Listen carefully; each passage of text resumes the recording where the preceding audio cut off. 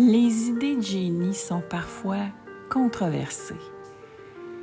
Je vais vous parler d'une idée de génie aujourd'hui qui fait pas l'unanimité, mais qui a l'impact voulu, c'est-à-dire que c'est en train de propager une information, un conte, un événement, plus que ça, une cause.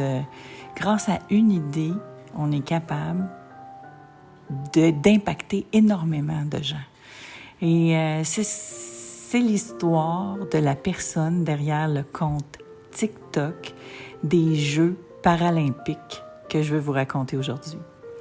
Alors, merci d'être là. Mon nom est Jeannie Duquette. J'anime le podcast J'ai une idée, là où on discute des idées, de leur impact, de leur concrétisation, de la façon de les monétiser.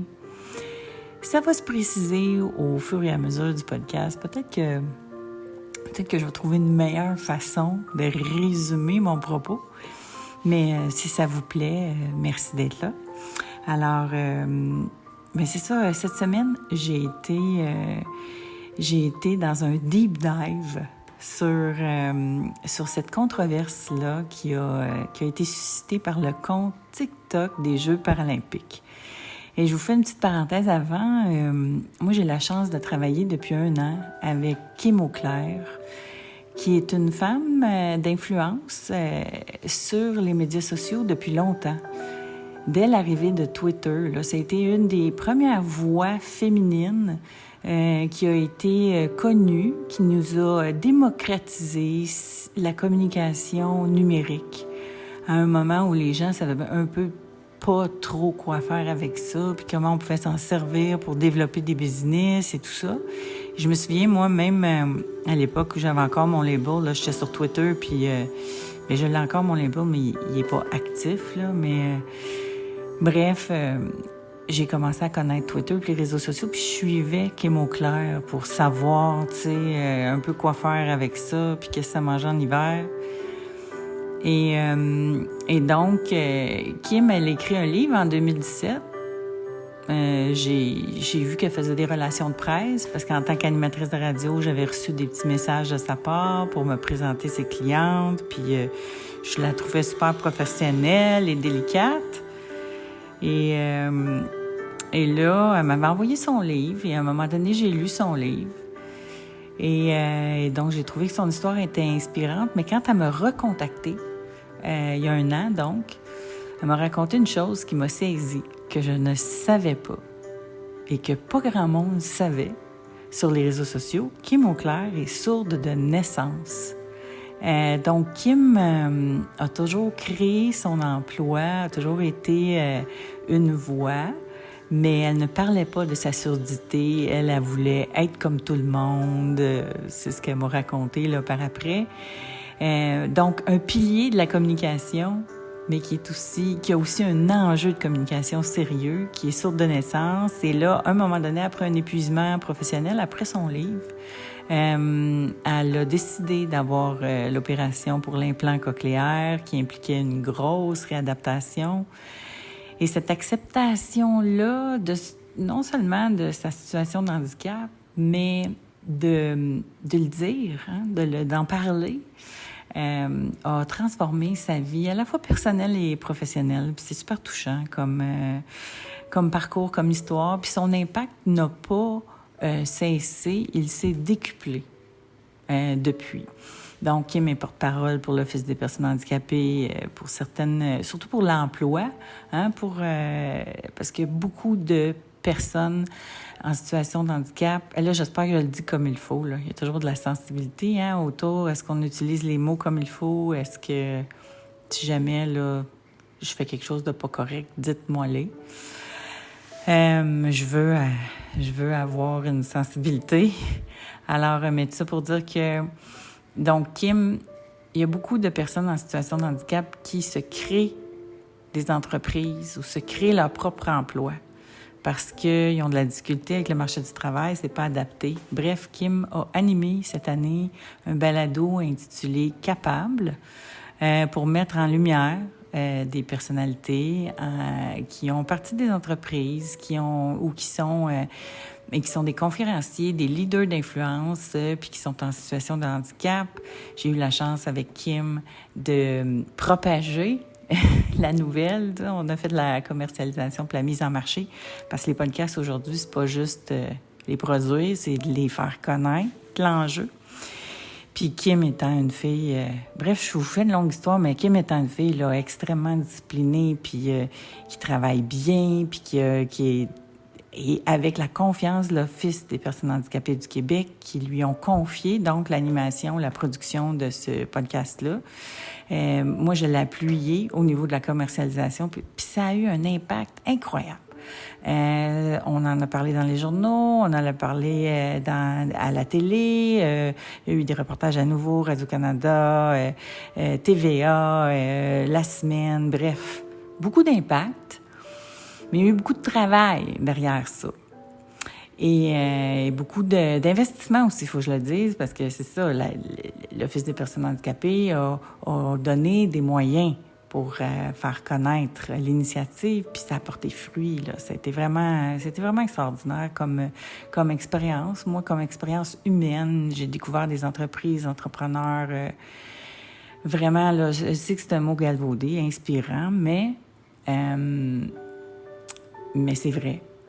Hein, comme des entrepreneurs, 2 entrepreneurs qui sont aveugles et qui ont une entreprise, c'est des œufs, des œufs de canne. Et donc, ils ont une ferme, puis ils développent leur entreprise. Puis ça s'appelle la canne blanche. Je trouvais que le nom, hein? Et ils sont venus raconter dans Capable, dans le balado, vous pouvez trouver là, sur YouTube ou Spotify, Apple, c'est partout. Ils racontent leur histoire, notamment de financement. Tu sais, c'est des enjeux, hein, d'aller voir des financiers. Fait que c'est touchant. Bref, Kim contribue à mettre en lumière toutes ces personnes-là, leur entreprise.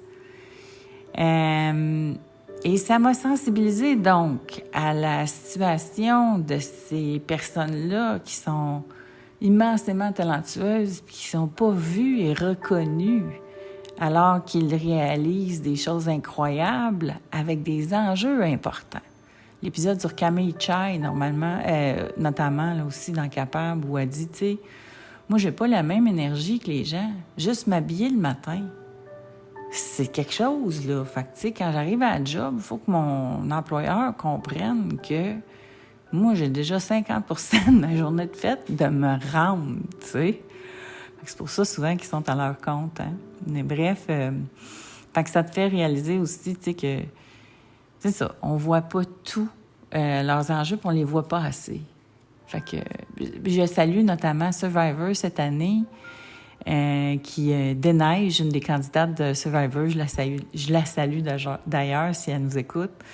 Mais Déneige, qui a été une candidate extraordinaire, puis qui, c'est ça, de voir ces gens-là, ça normalise dans les yeux du public, ça amène de l'intérêt, ça les faire connaître, ça fait connaître leur situation. J'aime tellement ça quand je vois ça.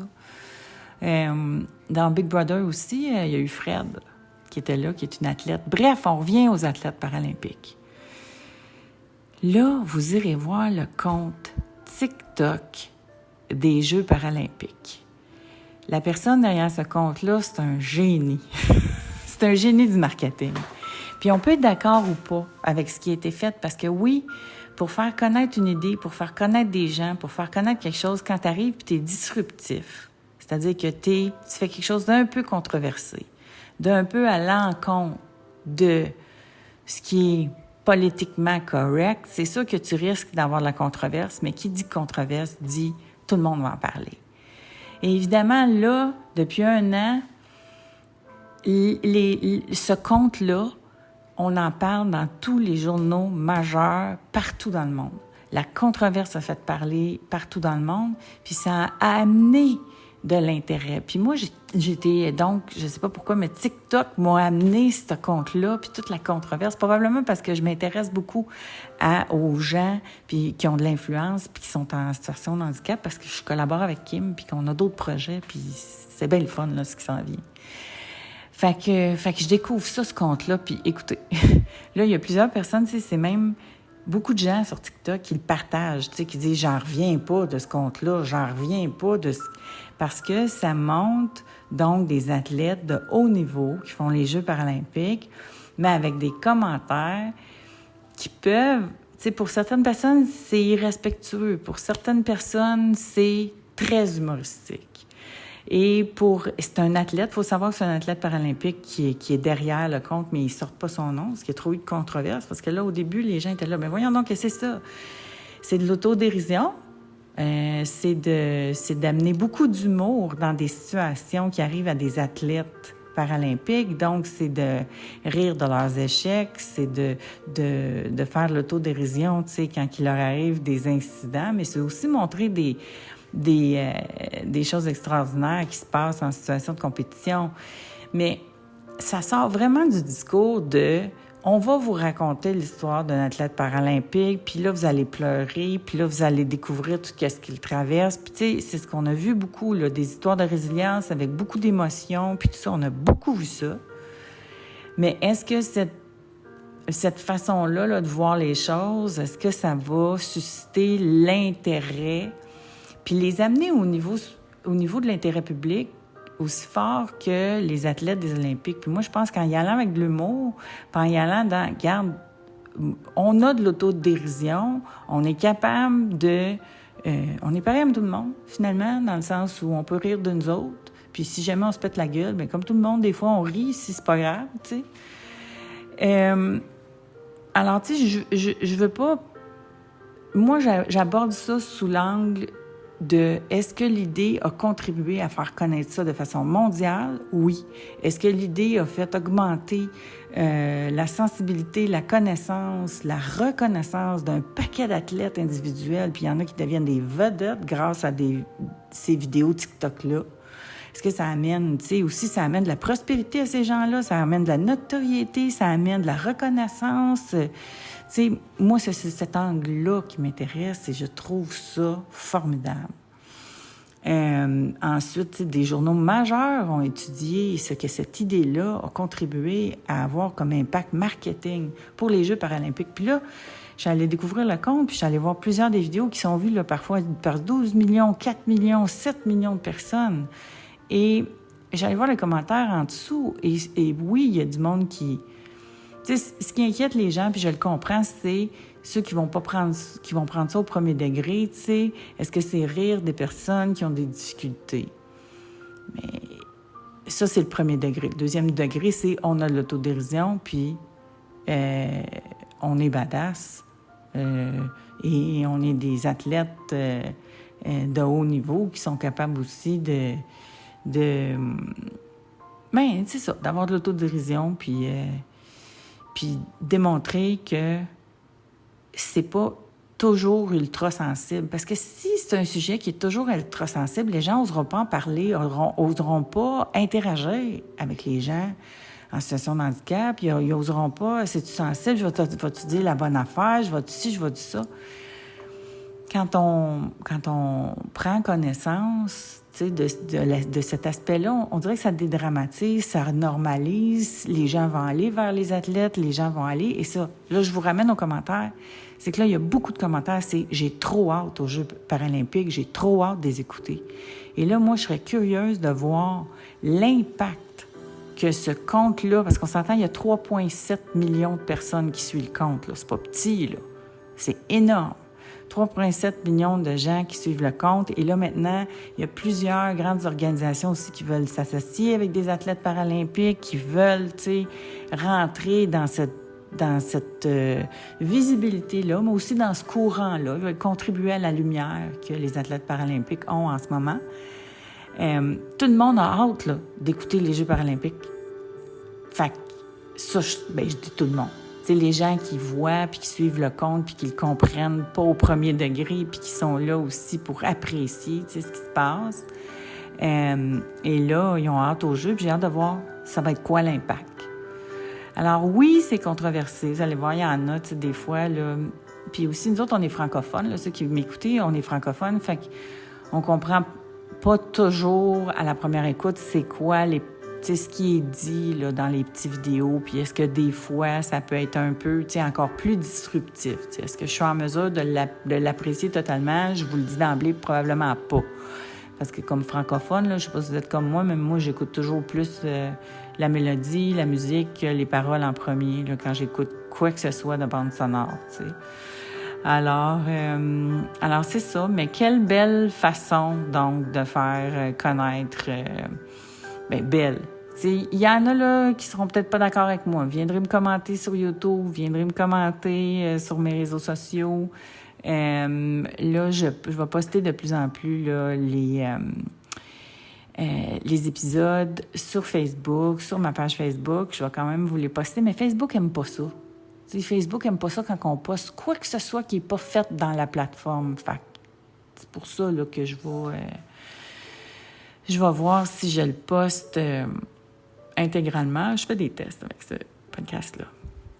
Mais bref, ça va bien. Je trouve que vous êtes là. Merci beaucoup. Merci pour vos commentaires. Là, j'ai Sonia qui m'a écrit hier, qui m'a dit « Ah, j'ai écouté ton épisode, c'est super bon. » Alors, je suis contente que ça vous parle. Merci d'interagir avec moi. N'oubliez pas, vous pouvez me poser des questions, vous pouvez me parler d'affaires. Hey, Janie, check ça. T'as-tu vu cette idée-là, ce phénomène-là?